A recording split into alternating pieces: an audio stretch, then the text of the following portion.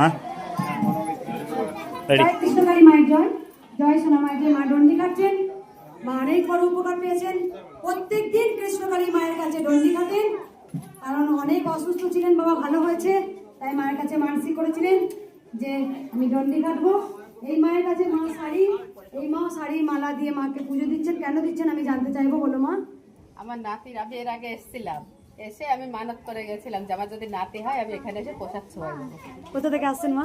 আমার সব ফুলিয়া, শান্তিপুর ফুলিয়া। ও গোপাল, কোন দেখছি দেখো। ও গোপাল গো, ও গোপাল গো।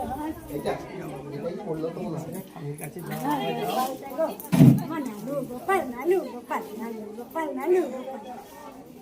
কাঁদেন না একদম? এদের শরীরটা খারাপ হয়,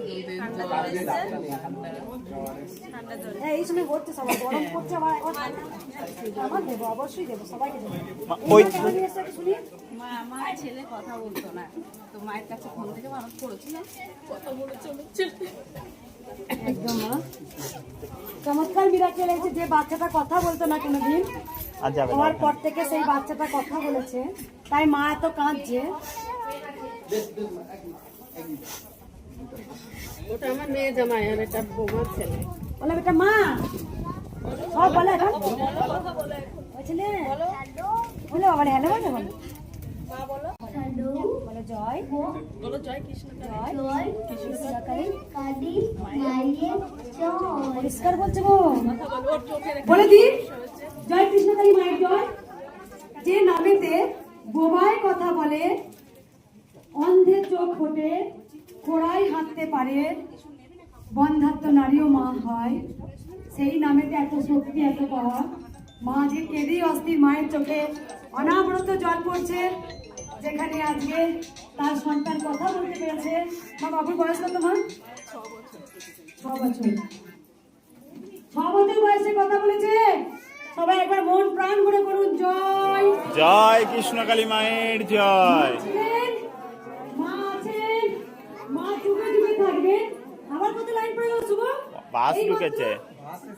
তাই একবার সবাই কি বলবো, দে তোরা উলো